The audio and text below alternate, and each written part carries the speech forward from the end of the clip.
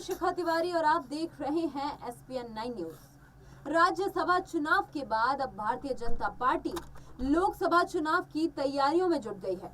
Party अब NDA के सहयोगी दलों के साथ सीट शेयरिंग को लेकर अब उम्मीदवार की चयन में और उसकी कवायद में जुट गई है। दिल्ली में बीजेपी कार्यालय से लेकर प्रधानमंत्री निवास तक 6 घंटे से अधिक समय तक मैराथन बैठकों का दौर चल रहा है। जी हां, बीजेपी के शीर्ष नेताओं की बैठक यूपी की सीट शेयरिंग के फॉर्मूले पर चर्चा करते हुए गुजर रही है। और खबर यह है कि पार्टी सूबे के 6 सीटों के सहयोगी दलों के लिए 6 सीटें ही छोड़ने के लिए तैयार है। वहीं आपको बता दें, इसी बीच निषाद पार्टी के प्रमुख संजय निषाद ने अपनी बड़ी मांग यहां पर भाजपा के सामने रख दी है।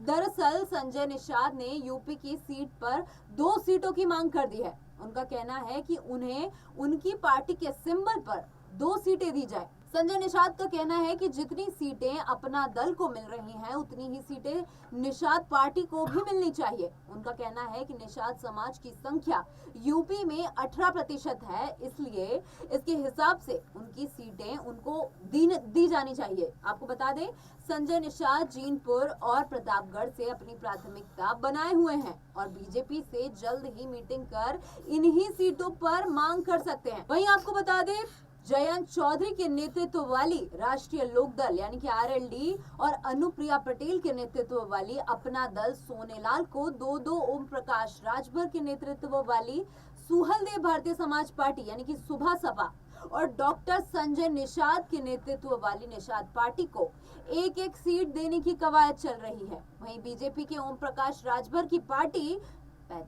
तो बता दें, ओम प्रकाश राजभर की पार्टी के लिए घोसी और निषाद पार्टी के लिए संत कबीर नगर से यहां पर सीट छोड़ने की बातें चल रही हैं।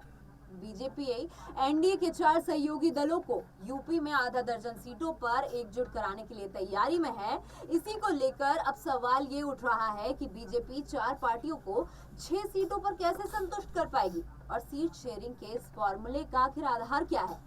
4 पार्टियां 6 सीटों में कैसे एडजस्ट करेंगी, इसे लेकर अब चर्चाएं इसलिए भी हो रही हैं क्योंकि अनुप्रिया पटेल की पार्टी अपना दल जो है वो चुनाव में 2 लोकसभा सीटों पर लड़ती आई है, तो वहीं ओम प्रकाश राजभर की पार्टी भी 2 से 3 सीटें मांग रही है। ऐसे में अब देखना यह होगा कि बीजेपी किसको कितनी सीटें देती है और वाकई में अब ये बीजेपी के लिए एक बड़ी चुनौती बनता हुआ नजर आ रहा है। फिलहाल अभी इस रिपोर्ट में इतना ही। देश दुनिया की तमाम खबरों के लिए देखते रहिए SPN 9 न्यूज।